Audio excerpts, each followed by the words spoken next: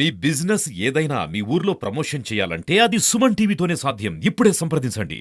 పల్నాడు జిల్లాలో పోలింగ్ అన్నది మీరు చూస్తే ఆ రోజున పోల్ డే రోజున 85.65% పోల్ నమోదైంది ఈవీఎంస్ ద్వారా ఉన్న 1929 పోలింగ్ స్టేషన్స్లోనూ.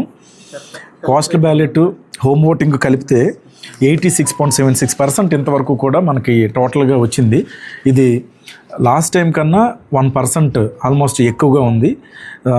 సో ఇంత పొలిటికల్లీ సెన్సిటివ్ డిస్ట్రిక్టు అయినప్పటికీ కూడా కొన్ని చోట్ల చిన్న చిన్న సంఘటనలు జరిగినప్పుడు కూడా ప్రజలు మాత్రం పెద్ద ఎత్తున ఓటర్లు అందరూ కూడా ఈ పోలింగ్ స్టేషన్స్కి వచ్చి రాత్రి 9-10 గంటలైనా సరే ఎక్కడ ఎటువంటి ఇబ్బంది పడకుండా వాళ్ళు తనకున్న ఓటు హక్కుని వినియోగించుకొని ఇంత పెద్ద ఓటర్ టర్నౌట్ ఇచ్చినందుకు ప్రజలందరికీ, ఓటర్లకి అందరూ కూడా జిల్లా కలెక్టర్కి నేను ప్రత్యేకంగా ధన్యవాదాలు తెలుపుకుంటున్నాను. ఎందుకంటే 86.76% మనకి ఇప్పుడు స్టేట్లో ఉన్న 26 జిల్లాల్లోనూ కూడా మనం థర్డ్ హైయెస్ట్లో ఉన్నాం.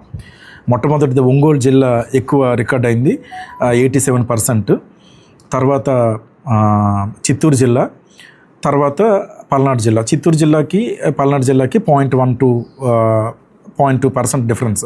సో మనం 3 థర్డ్ ర్యాంక్లో ఉన్నాం ఈ టోటల్ ఓటర్ టర్న్అవుట్లో. సో ఆ విధంగా కూడా ఐఎమ్ ఎక్స్ట్రీమ్లీ హ్యాపీ.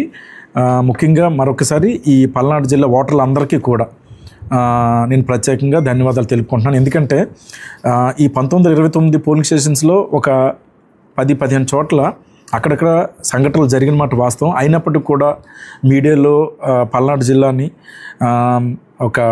ఈ జరిగిన సంఘటనలన్నీ చూపించినా సరే ఎక్కడ కూడా ఎటువంటి సంకోచం కానీ, ఆందోళన కానీ, భయం కానీ లేకుండా ప్రజలందరూ వాళ్ళ రెస్పెక్టివ్ పోలింగ్ స్టేషన్స్కి వచ్చి అక్కడ వాళ్ళు చక్కగా వాళ్ళ ఓటు హక్కును అన్నది వినియోగించుకోవటం జరిగింది. ఇది మొట్టమొదటిగా మీకు చెప్పదలుచుకున్న విషయం.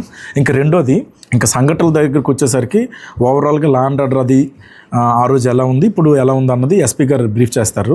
బట్ పోలింగ్ రోజున ఇన్సైడ్ పోలింగ్ స్టేషన్లో మనకి ఒక 5 లొకేషన్స్లో 8 పోలింగ్ స్టేషన్స్ లోపల వెళ్ళి కొంచెం ఆ ఈవీఎంస్ని అన్నీ కొట్టడం అది జరిగింది. అది వెంటనే అక్కడికి ROs, tahsildars, sector officers, police అందరూ కూడా విజిట్ చేసి అక్కడ ఉన్న మెషిన్స్ అన్నిటిని కూడా సెటరేట్ చేసి మళ్ళీ ప్రజలకు అక్కడ భరోసా కల్పించి అన్ని చోట్ల కూడా మళ్ళీ వెంటనే తక్కువ టైంలోనే ఆ పోలింగ్ అన్నది కండక్ట్ చేయడం జరిగింది. ఇక్కడ జరిగిన అన్ని చోట్ల కూడా మేము క్లియర్గా మెసేజ్ ఇవ్వాలనుకున్నాము.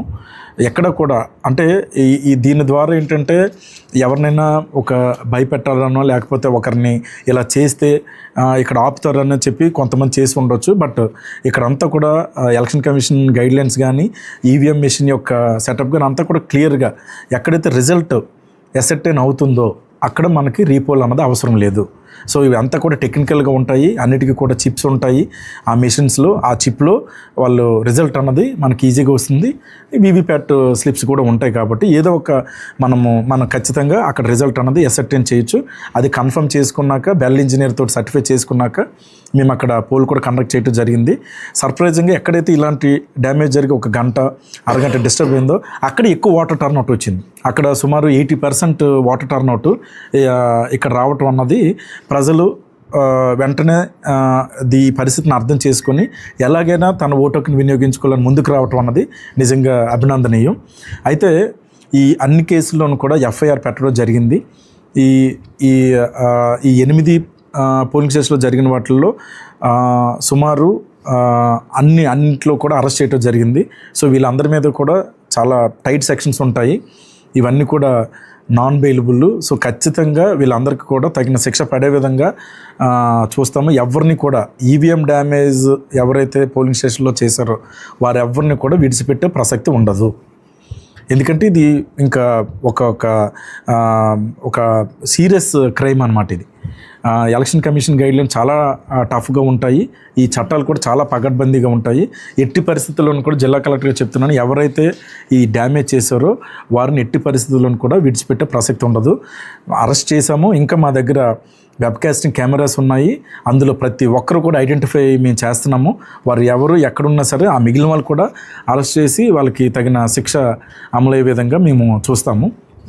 ఆ తర్వాత ఇంకా కొన్ని సంఘటనలు జరిగాయి. తర్వాత నెక్స్ట్ డే మనకి మా కారంపూడిలోనూ గురజాల్లో జరిగినప్పుడు కూడా మళ్ళీ సాయంత్రం కల్లా నైట్ కల్లా మొత్తం అంతా కూడా లా అండ్ ఆర్డర్ అంతా కూడా స్టేబుల్ చేసాము.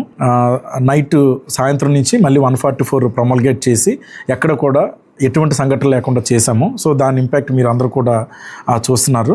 సో నిన్న కానీ ఈరోజు కానీ ఎక్కడ కూడా ఎటువంటి సంఘటన కూడా మనకి రికార్డ్ కాలేదు. ఇదే లా అండ్ ఆర్డర్ అన్నది నెక్స్ట్ మనకి ఎప్పుడు కూడా కంటిన్యూ చేస్తాము. మనకి కౌంటింగ్ వరకు కూడా మనది పొలిటికల్లీ సెన్సిటివ్ డిస్ట్రిక్ట్ కాబట్టి కౌంటింగ్ తర్వాత కూడా వచ్చేవన్నీ ఇప్పటి నుంచే అసెస్ చేసుకొని ఎక్కడ కూడా ఇంకా ఫర్దర్గా ఎటువంటి సంఘటన లేకుండా లా అండ్ ఆర్డర్ డిస్టర్బ్ కాకుండా నేను ఎస్పీ గారు కోఆర్డినేట్ చేసుకొని టోటల్గా ఇదే ఈ పీస్ఫుల్ కండిషన్ అన్నది సిచ్యువేషన్ అన్నది కంటిన్యూ చేస్తాం.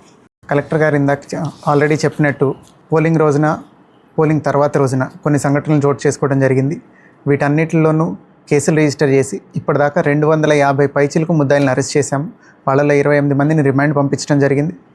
అట్లనే ఆ తర్వాత ఎక్కడ అవాంఛనీయ సంఘటనలు జరగకుండా నెక్స్ట్ డే ఈవినింగ్ నుంచి పోలీస్ పహారా కొంచెం పెంచి వేరే డిస్ట్రిక్ట్స్ నుంచి కూడా ఫోర్స్ తెప్పించుకొని ఇప్పుడు ఒక 600 మంది ఎక్స్ట్రా ఫోర్స్ వేరే డిస్ట్రిక్ట్స్ నుంచి వచ్చి మన దగ్గర ఉన్నారు.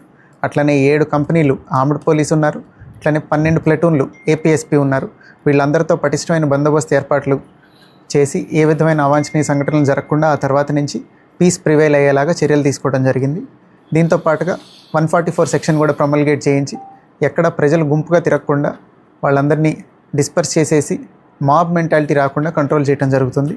దీంతో పాటుగా ఎవరైతే మేజర్ రైటింగ్ కేసెస్లో ఇన్వాల్వ్ అయ్యారో నర్సరావుపేటలో జరిగిన దగ్గర కానీ కారంపూడిలో కానీ అట్లనే ఇంపార్టెంట్ కేసు ఈవీఎంలు డ్యామేజ్లో కానీ వీటిల్లో సత్వరమే చర్యలు తీసుకోవడానికి ఈవీఎంలు డ్యామేజ్ చేసిన కేసులో ఆల్రెడీ 5లో 4 కేసులు అరెస్టులు అయిపోయాయి. 5వ దానిలో కూడా ఇవాళ కంప్లీట్ చేస్తాము.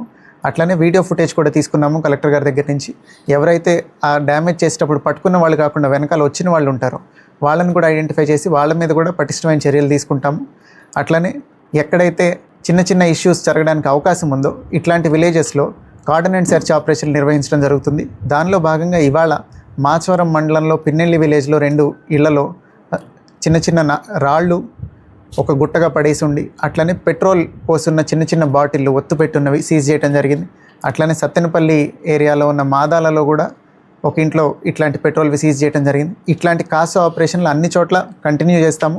ఏవైతే సమస్యాత్మకమైన గ్రామాలు ఉన్నాయో ముందు అవి ఫినిష్ చేసి ఆ తర్వాత ఇన్సిడెంట్స్కి అవకాశం ఉన్న చోట్ల అంతా జల్లెడ పట్టి ఇట్లాంటివి ఏమైనా ఉంటే ఐడెంటిఫై చేసి వాళ్ళ మీద చర్యలు తీసుకొని చట్టపరంగా వాళ్ళందరూ రిమాండ్కి వెళ్ళేలా చూడటం జరుగుతుంది.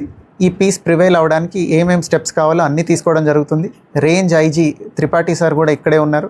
డీజీ సార్ కూడా క్లియర్ ఇన్స్ట్రక్షన్స్ ఇస్తున్నారు. ఏ రకమైన సపోర్ట్ కావాలన్నా ప్రొవైడ్ చేయడానికి కలెక్టర్ గారు కానీ పోలీస్ హెడ్ క్వార్టర్ కానీ అందరూ సహకరిస్తున్నారు. ప్రజలు కూడా ఇది క్లియర్గా తెలుసుకొని ఏ విధమైన చట్ట వ్యతిరేకమైన చర్యలకి పాల్పడకుండా కఠినమైన చర్యలకి లోనవుతారు. ఎవరైనా చిన్న చట్ట వ్యతిరేకమైన చర్యలకు పాల్పడినా కానీ అందరూ దయచేసి ఈ పీస్ ప్రివైల్ అవ్వడానికి కోఆపరేట్ చేయాలని కోరుతున్నాం.